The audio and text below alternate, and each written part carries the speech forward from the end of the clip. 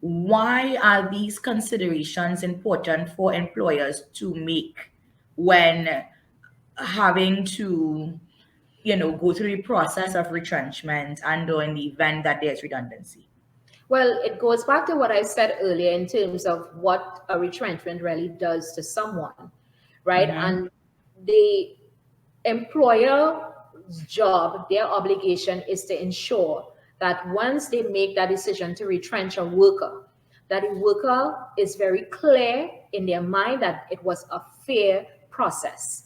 And while we have the act to guide us, because retrenchment is such a very emotional event, if you want me to say that, that may happen in someone's life. The employer has to look at every factor before retrenching someone's services. So it's not good enough to just stop at the RSBA. But why I say that is because when we talk about mitigating, averting, and so on, sometimes employers may not know how to go about that.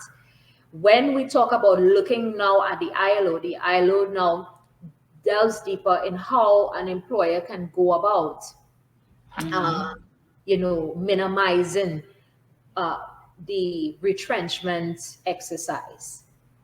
You know, what I also want to say in terms of retrenchment, an employer must keep in mind, or they must link retrenchment as a social issue, because once you retrench someone's services, you have now Right. socially displaced them.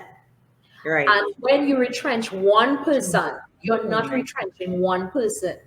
You are affecting probably five, six persons, because that one person may be the breadwinner Breadwinner for of the families. family. Yeah. They may have an ailing parent to take care of. There is so many things Sending children to that school. you have children to send to school, you have a mortgage. There is so many persons that would be affected when an employer decides to retrench someone. Now we only think about saving the business, but it can't just be about saving the business, because in the end, when you have all those persons retrenched, going into depression, if we look during the pandemic, and it's still happening, our Mm-hmm. suicide rates went up, domestic Yeah. violence went up. So we Yes. can't just stop the buck at, okay, I retrench workers because I try to save my business. What is Yes. happening to my workers when I retrench them?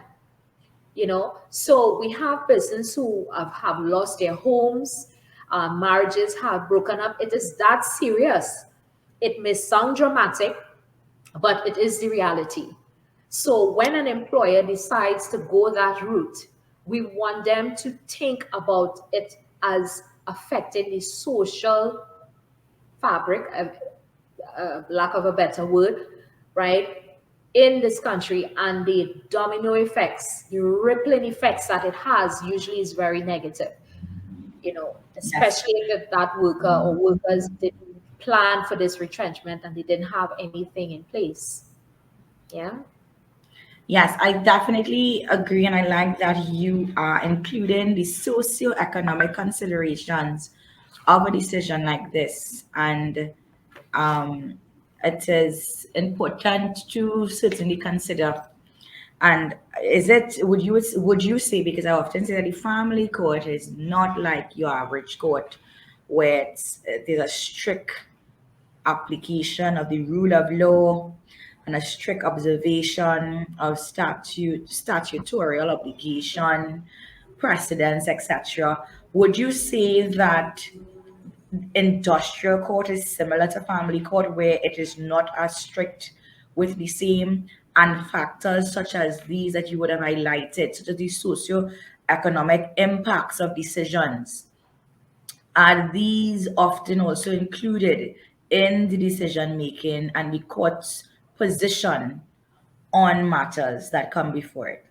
Well, my experience is that the court takes retrenchment very seriously, especially if they see that the employer is not able to really defend their position as it relates to why they would have terminated this employee services. Now, you can't have a company with 300 persons and you retrench one person. Right. And you know, obviously something is wrong there. They would look also at the person's age. How employable is this person? So if you retrench someone who is 55 years old, right, 58 years old, how employable is this person? How many years that this person, you know, the tenure with the company is also a value. So I think that in just like constructive dismissal, the court would again examine every factor to determine whether or not this retrenchment really was a genuine retrenchment and it wasn't a sham. Yes. You know? Yes. Okay, great. Well, so that gave us a little bit of insight on the, well, in law we say ratio decidendi, the reasoning decision upon which the courts, in the industrial court, would consider when making decisions of employment complaints or claims of improper procedure taken for retrenchment and dealing with redundancy. And for those of you just joining on, because I'm seeing on my side, you know, the increase steadily of new attendees coming in as we go. We're just going to do a brief preview of what we're talking about this evening. We are speaking of understanding the rights and responsibilities of both the employers and the employees in the matter of retrenchment and redundancy. We have with us Ms. Elaine, Industrial and Employment Law Advocate and Special Consultant and Associate with 𝗏𝗏 Associates as it relates for the Industrial Court. Sometimes I speak very quickly, I have to slow down. Ms. Elaine and I were discussing, you know, what are the responsibilities and the procedural avenues available for employers when they are dealing with retrenchment. She would have also looked at common pitfalls some employers have unfortunately and dishonestly fell in trying to perhaps get rid of workers, and the redress that any employee may have in the event that they may have a concern or reason for doubt as to whether or not the employer would have acted constitutionally and not ultra vires of what is required of them by law as it pertains to this. She also wonderfully highlighted the socioeconomic impact that retrenchment obviously has, the psychological factors at risk and at play here when someone has to face retrenchment, and oftentimes the considerations that the court will look at as it pertains to a decision to discontinue the employment of a redundant or retrenched worker. All right. So I hope you did a good overview there. And of course, we encourage you, members of the public, good afternoon to everyone, good evening. We have Charmaine apologizing for her tardiness. I guess she just joined in. Good evening, Charmaine, and others. And of course, feel free to engage with us and ask questions that pertains to this topic or any others for that matter in relation to employment and labor law. This is Ms. Elaine's last webinar with us for this month. So it is your opportunity now to fire those questions away and have the chance to engage with us to find out more on this and other topics as it relates to employee-employer relationships and knowing your rights for the same. So, Ms. Elaine, I want to swiftly go as we wait for the questions. What of redundancy?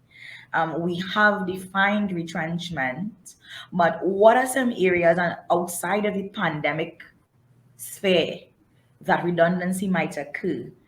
And how should the employer treat with this? Yes, well, redundancy is the existence of surplus labor. So where the employer may not require a number of employees to work in a certain department anymore. And some employers may opt to contract out that service. You know, we've seen it happening in security departments. We've seen it happening in the messenger departments where they think the company believes that they will save more money, as opposed to having in-house staff, so this is where the redundancy comes in. However, I have to say again that while they may claim a redundancy, what some employers do another crafty way is that they will let the dust settle, and then they send an ad out with a very similar position but a different job title.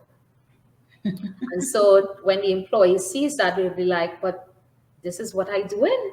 How it is to send me home? And, but they just create a different job title and they think that they can get, so those are things that employers Correct. do. So they would Correct. rehire with the hope of course, paying less.